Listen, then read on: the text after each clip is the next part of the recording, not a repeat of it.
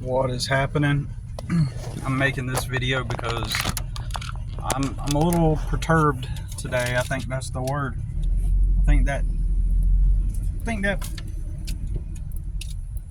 I have to revisit the precise or the exact definition today, but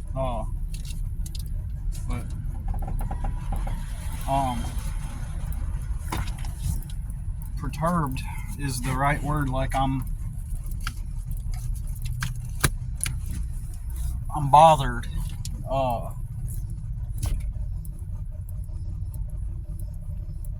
And as I was saying in the video yesterday, you know, frequently I have,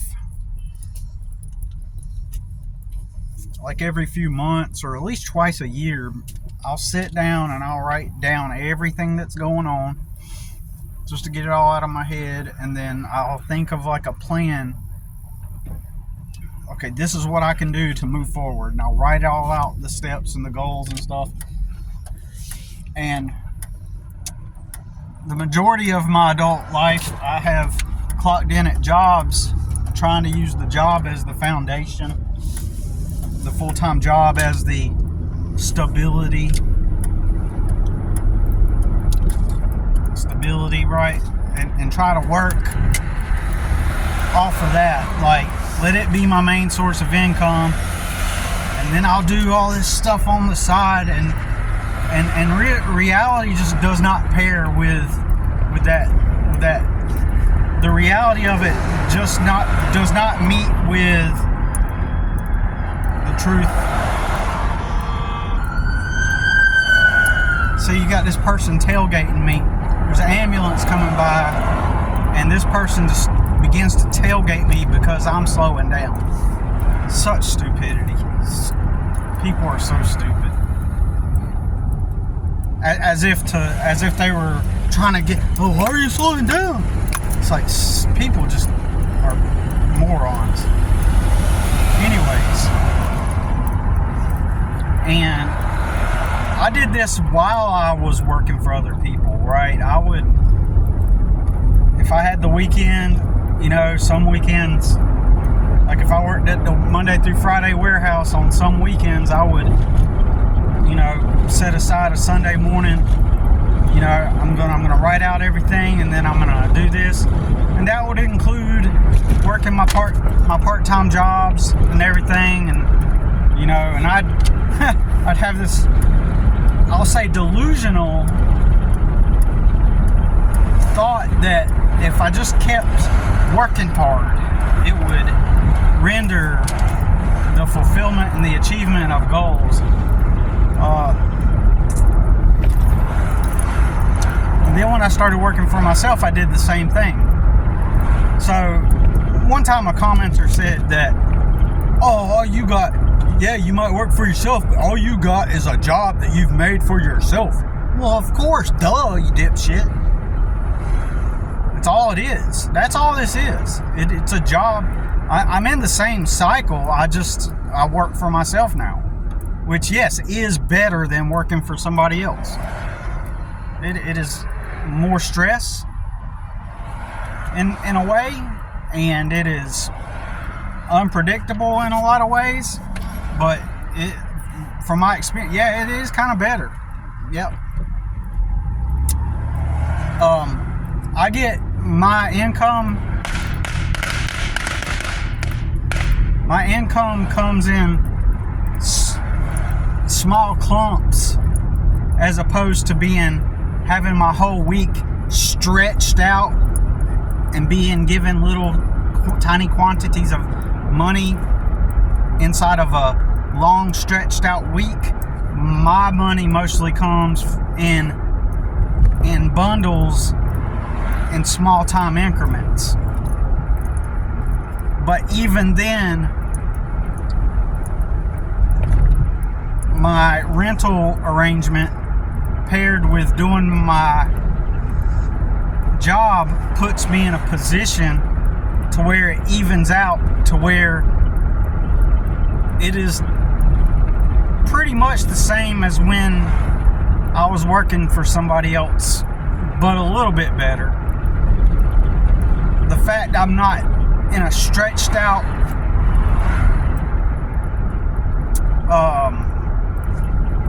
span of time being thrown pennies, it gives me flexibility to handle life.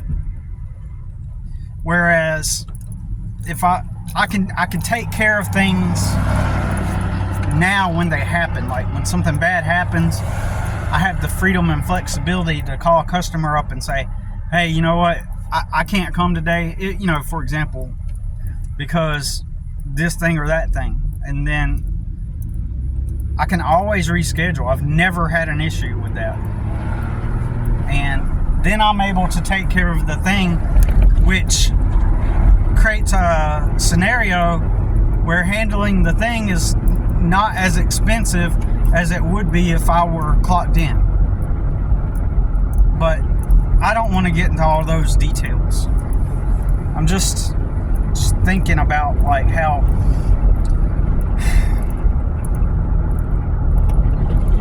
I would do that, and set forth to achieve my goals, and eventually nobody wants to hear this. I've arrived at this conclusion that there are time spans where you can't do anything, and that flies totally contrary to what anybody believes, because that has a lot of connotations or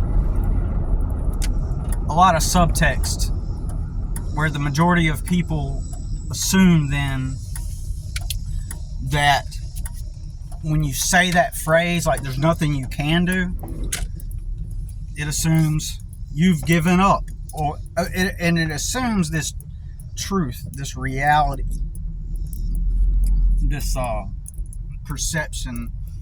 It assumes this this untruthful, quote unquote, truth that everything is possible. Everything is possible at all times.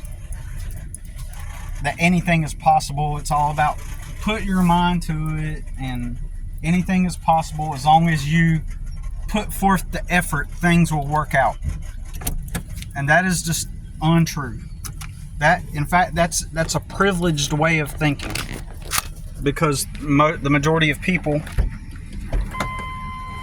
who are privileged, in their reality, that is true, because they have tools and resources, and in their communities they look around and they see everybody else with all the means and tools and resources to make their goal fulfillment a reality. They have it all already. It's all been laid out, so they can make some broad generalized statements like,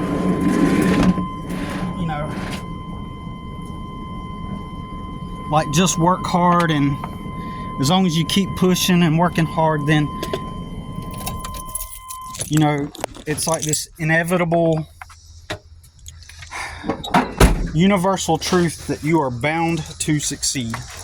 As long as you work hard, you don't waste your money, you don't spend time on frivolous and things, and as long as you remain consistent, then you'll do well. But what no one's prepared to listen to or hear is that you can arrive at certain points where things are not possible. So I'm going to cut the water off, and I'm going to keep my voice low for a minute because I'm right next to the office. But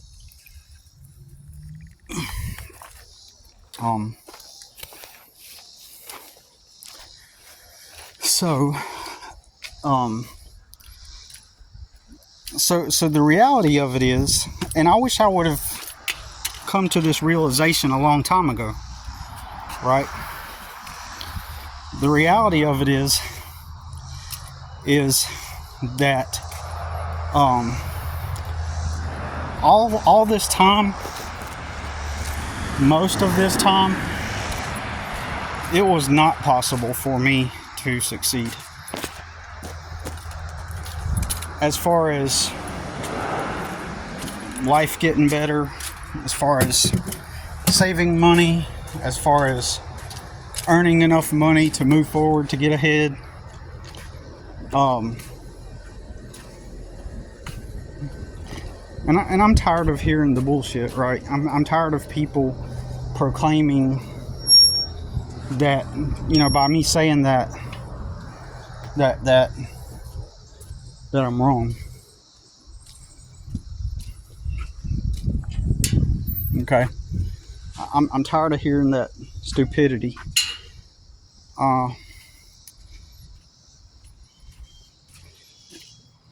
Everybody exaggerates their backstory.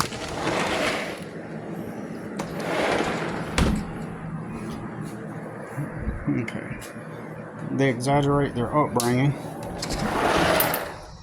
and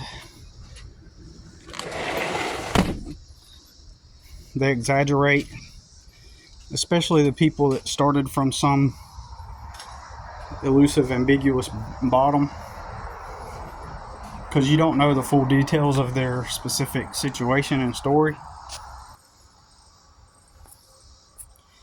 And you don't know those details, and they're going to leave out, for example, I always give this example. I've always, you hear the story about the single mom who had 3 kids, and she worked 2 jobs and went to college and got a degree which enabled her to get a better job, and now she's doing awesome. And if she can do it, why can't you? That kind of stuff, right? And so when you say it like that, it makes it sound like that she did it all on her own, and she worked them jobs, and everybody, for example, will omit from the story that along the way, her mom, her sisters, her brothers watched those kids while she did those things.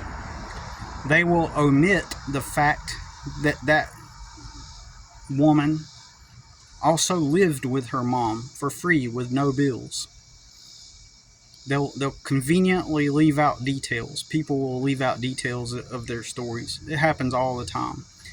And what's funny is nobody is willing to have a discussion where they're willing to break down all the details, the nuances, the components that led up to where they ended up where they are, And one of the things we do in society is we elevate and highlight the outliers. Well, you notice athletes get elevated to the forefront of society and used as role models, as if that guy born with unusually gifted genetics can achieve his dream as an NFL football player, then that means you can achieve your dreams too. So we're going to take an outlier that has the unfair advantage of being born into a wealthy family who has genetics that would allow him to achieve multi-million-dollar contracts. We're going to elevate the person, the extreme outlier who's virtually going to be gifted everything in life, and we're going to say, as long as, look, he did it, so that means no excuses for you. That's just so illogical and irrational. It's so stupid. So, anyways, I don't know. I just a little bothered. I wish I had known that and understood, comprehended, right, that a long time ago, because I have such a positive attitude and a willingness a drive to succeed. I mean, I grew up so poor and in so much abuse. Like, I was just driven to work hard to change my upbringing and not live how I grew up. That's why I avoided drugs. That's why I avoided vices. That's why I did not hang around the wrong crowd. I wanted to get away from how I grew up, not continue in it. And so, I went out and I worked hard. And had I known that, you know, especially after I started, you know, having those sessions where I would go out and say, I'm going to achieve this goal. If I would have redirected my focus during times, what it is during times like now, where there really wasn't anything I could do, I wish I would have convinced myself of that and said, really, there's nothing you can do right now. Like right now, there's really virtually almost nothing I can do. I might be closer to that in November when my son turns 18. I might be closer to that. We could pack up our stuff and leave, and we won't get in trouble for him being a minor. And we can live out of my truck, and then all the money I earn I can save. And by reducing my bills and expenses down to living out of a truck, that would nearly put me to the equivalent financial position as someone who gets to live with their parents and build their life up. And so that would be the closest thing to what I need. And so right now I can't do that. So right now I have to wait for luck. I wish I would have known that in the past. Like, it would have redirected my focus, I believe, in a more positive way. It would redirected my focus towards thinking more realistic. And perhaps by doing so, maybe I would have come up with better ideas and you know, and just reset my mind in a way that was more productive. Paradoxically, like being in a state where you realize you can't do anything in that moment. Eventually, at some point, you may can, but I'm just saying, like for right now, you know, the other day when I sat down with my notebook, I said, I wrote everything out, and I'm like, here I am doing it again, thinking that I'm gonna. I asked myself, am I gonna delude myself into thinking that getting out here and putting more ads out and working hard is gonna get me to where I need to be right now? No, it's not. It isn't. So, I have to wait for luck. And the majority of people that have succeeded, they're omitting the luck. They're omitting the outlier circumstances. They're omitting the things that were fundamentally at cause for their success. That, you know, everybody wants to put their ego into it and say that they worked really hard, and that, you know, if it wasn't for their hard work and effort and persistence, like that stuff's not a universally true thing. It really isn't. Anyways, so I feel a little nerved, a little bothered, and I'll share this later, but I went to my mom's today, and so I found out two things. One, my sister, who I mentioned in the past, she has 3 kids, and she lives in a house, and it got to the point to where she had to end up trying to pay rent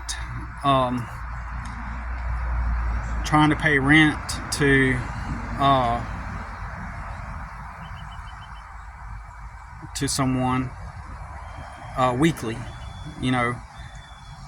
And then it got to the point to where she just had to pay. As soon as she made some money, she'd pay them some rent, make the money pay. It's a house, right? But now she's at a point to where she can't even afford to do that. And where's my famous brother? Where's my famous brother at the time of need? Anyway, she's about to have to move, like, here very soon out of there, and she's not going to have a place to live. And so that's one thing. Number two, so my mother contacted her apartments because everything was, the refrigerator didn't work, and she didn't know what it was. And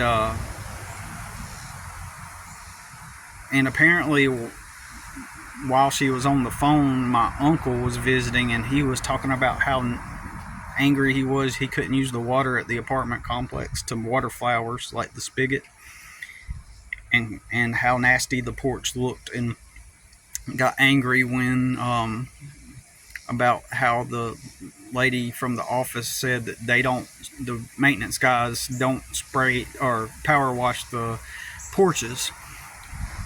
And he was complaining, and so apparently the manager overheard my uncle in the background as my mom was on the phone talking about the refrigerator, and sent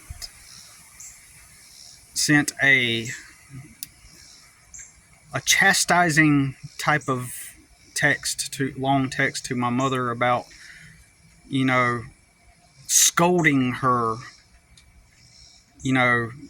about kids playing with the knobs on the refrigerator, basically saying it was a waste of their time to have come out and looked at the issue. I'm going to make a video about it later, and I'll share more about it, but it just reminded me of how the average privileged middle class and up treats the poor, the people that are in a harder position.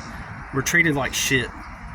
And I don't give a fuck about what people think, but I'm also aware of the power that others have over me, and it reminded me of that. This is just, in general, everybody has power over me, and I don't like it. I don't like knowing that there's, especially when there's nothing I can do about it, and it is so frequent and common when you're in poverty, and you're in such an impoverished state where it's visible and there's really nothing you can do about the optics either. You decide you're going to invest all your money in the optics to appear not poor, or you're going to invest all your money into food and your necessities, your basic needs. And so it reminded me of texts that I received from my previous landlord, and how everyone thinks that the solution is to go, well, if you're struggling, go apply at the warehouse. It's so stupid. That's so stupid. To do the same thing that I've always done to try to get out of poverty, do the very thing that kept me in poverty, is just so ridiculously stupid. And no one ever comes up with any solutions. They never tell the math. They never, well, how much money do you need? This is how much money you would need to achieve this goal. Like, if you want your own place and to rent it, here's how much money you would need to earn. And here's a job that will pay you this much so that you can afford the apartment and all your bills and expenses. So now just go and look for that job. But those jobs don't exist. Sorry. Like I said in the other video, I do have an invention, and I have nothing to lose. Like, it's not like I can go get it patented and do all the stuff to take safety measures towards, protecting the invention. I'm just going to have to take the risk and hope that whoever I pitch it to will be an honest person and partner with me on it, or steal it. But I'm okay either way. Like, I'm detached. Like, I don't care, right? It could be the thing that gives me the stability I need, or I can sit there and remain poor and watch somebody take it, and you know what? I'm not even gonna, yeah, it's gonna suck a little bit, but I'm not gonna sweat over it. It is what it is. But anyways, it just kind of bothered me. And plus, also, I got a call, a message out of nowhere. I was going to do something with my afternoon, the invention thing. I was going to go work on that, and make a video demonstrating the tool, and But now the lady I rent from has randomly texted me and asked me to do some stuff around for her new apartment that she's renting out. So I got to stop that. It's kind of disappointing that, but you know, I kind of have to do it. So anyways, that's all I got to say for now, and just wanted to get it off my mind.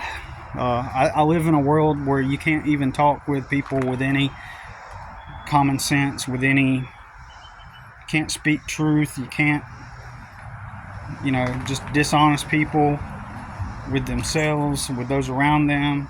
Everything's fake. People are fake, and it's just a crazy situation.